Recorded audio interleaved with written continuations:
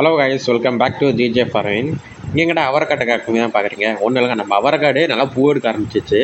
இந்த மாதிரி டைமில் கால் கட்டுவோம். நம்ம ஒரு பாத்தி வீட்டு தேவைக்கோசரம் வரைச்சதுனால அதை வந்து கால் கட்டி விட்டோம். இப்படி இருக்க இடத்த அப்படியே ஃபுல்லாக சேஞ்ச் பண்ணிட்டோம்.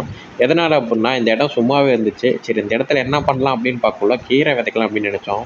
கீரை விதைக்கலான்னு பார்த்தா முன்ன பார்த்தீங்கன்னா வந்து தண்ணி விட்டு ஃபுல்லாக வச்சிருந்தோம். நம்ம மாஞ்செடி அப்புறம் வந்து கொடியாக வர்றதுனால அதான் நல்லா பில்லு பூண்டுங்க அதிகமாக இருந்துச்சு. ஒரு விதை விதைக்கணும் அப்புடின்னா அது வந்து 1 நாள் 2 நாள் வந்து அந்த மண்ணை ஆற போடணும். அது ரொம்ப நாள் அப்படியே இருந்ததுனால அப்படியே விட்டோம். அதனால் நேற்று நம்ம வந்து மிளகாக்காட்டுக்கு தண்ணி கட்டக்குள்ள மம்டியில் வந்து கொத்தி விட்ருந்தோம். அப்போ வந்து அந்த மம்டிலேருந்து இது களியாக மண்ணுனால கொட்டுறப்ப பார்த்திங்கன்னா பெரிய பெரிய புட்டை மாதிரி வந்துச்சு. அந்த புட்டையை வந்து நம்ம மம்டியில் கொட்டுறப்ப அப்படித்தான் வரும்.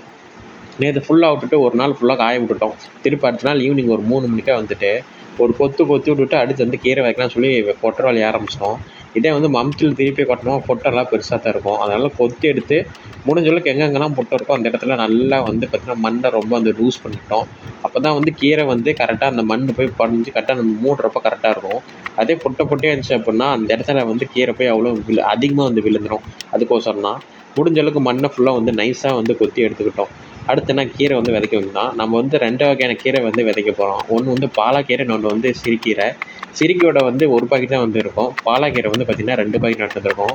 இதை ஃபுல்லாக வந்து விரைச்சி அடிக்கிறது தான். இப்போ வந்து பார்த்திங்கன்னா கீரை வந்து ஃபுல்லாக எடுத்து வந்தாச்சு. அது போக நம்ம வந்து இப்போ இந்த தமட்டக்காய் செடிக்கு ஊனியிருந்தோம் கொடி. அது பார்த்திங்கன்னா குச்சி நெட்டு ஊனின்னு பார்த்திங்கன்னா அந்த கொடி ஃபுல்லாக மேலே ஏற ஆரம்பிச்சிச்சு. இந்த பக்கம் பூசணிக்காயும் பார்த்திங்கன்னா நல்லா வந்து வளர்ச்சி எடுத்து வந்துருச்சு. அது போக நம்ம ஊனின வந்து வீட்டு தேவைக்கோசரம் ஏகப்பட்ட காய்கறி ஊனியிருக்கோம்.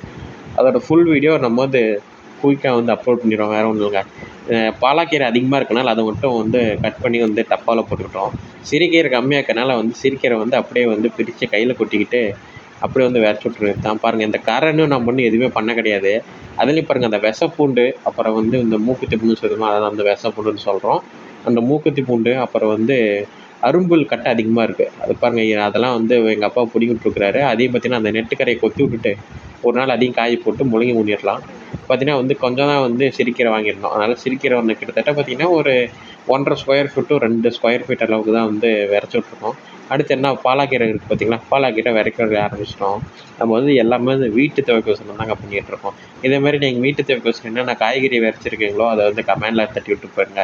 அப்படியே வீடியோ பிடிச்சா லைக், ஷேர், கமெண்ட் எல்லாம் தட்டி விட்டு பாருங்கள். அப்படியே கூட எங்கள் அப்பாவோட கைடன்ஸில் ஃபுல்லாக இப்போலாம் விரைச்சி முடிச்சாச்சு. விதையை விரைச்சி முடிச்சிட்டோம்ல, அப்படியே கொட்டி எடுத்து எந்த இடம்லாம் வந்து கொஞ்சம் பள்ளமாக இருக்கோ அந்த இடத்த அப்படியே மண்ணில் விட்டு நிறைய விட்டாச்சு. அடுத்து பார்த்திங்கன்னா கீரை பார்த்திங்கன்னா கிட்டத்தட்ட நம்ம அங்கே போட்டுருக்குற கொடியை வர வரைக்கும் தான் வந்து கீரை வந்துச்சு. நம்ம வந்து தலை வரைக்கும் வரும்னு நினச்சோம், ஆனால் வரல. சரி, வந்த வரைக்கும் வரணும்னு சொல்லிட்டு பார்த்திங்கன்னா அப்படியே கொத்தை வந்து திருப்பி வச்சு ஃபுல்லாக வந்து மண் ஃபுல்லாக தட்டி விட்டோம். பாருங்கள், அது வரைக்கும் தான் வந்து போட்டிருக்கோம். இன்னும் அந்த பக்கம் ஃபுல்லாக போடல. சரி, ஆனால் அது வரைக்கும் வந்து தண்ணி விடலாம் அப்படின்னு சொல்லி பார்த்தோம். ஒன்று வந்து 2 வழியாக விடலாம். நம்ம இந்த தீவன கடை இருக்குது பார்த்திங்களா, அந்த வழியாக விடலாம்.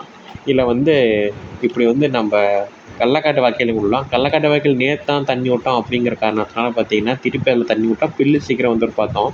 சரி, இந்த கடலக்காட்டு வாய்க்காலில் விட்ருவோம். தீவனக்காடுனா அங்கேருந்து தண்ணி மேலே ஏறாதுன்னு சொல்லிட்டு கடலக்காட்டிலே விட்டாச்சு. மோஸ்ட்லி தண்ணிலாம் வந்து நல்லா வந்து உங்களுக்கு கரெக்டாக தெரியணும் அப்படின்னா கொத்தை வச்சு முடிஞ்ச அளவுக்கு வந்து கொத்தை வச்சு மடை வந்து திருப்பி விட கற்றுக்கங்க. ஏன்னா வந்து கொத்தோட வந்து வித்து கம்மியாக இருக்கும். அதனால் வந்து மண் கம்மியாக வரும். ஆனால் எந்த அளவுக்கு வந்து அதை கொத்தோட போட்டு நீங்கள் கற்றுக்குறீங்களோ அந்தளவுக்கு மம்டியில் வந்து ஒரு எக்ஸ்பீரியன்ஸ் கிடைக்கும். நான் கிட்டத்தட்ட ஒரு 7-8 வருஷமாக வந்து தண்ணி கட்டுற வேலையை பார்க்குறேன். அதனால் எந்த அளவுக்கு கட்டுறோம் எப்படிங்கிறது எனக்கு தெரியும் ஃபுல்லாகவே. இது பார்த்திங்கன்னா வந்து கிட்டத்தட்ட ஒரு நம்ம தண்ணி வர இடத்துலேருந்து நம்ம ஒரு கீரை போட்ட இடம் வந்து கிட்டத்தட்ட ஒரு 100 மீட்டர் கிட்ட வருங்க. ஃபுல்லாக வந்து தண்ணி விட்டு ஃபுல்லாக முடிச்சாச்சுங்க.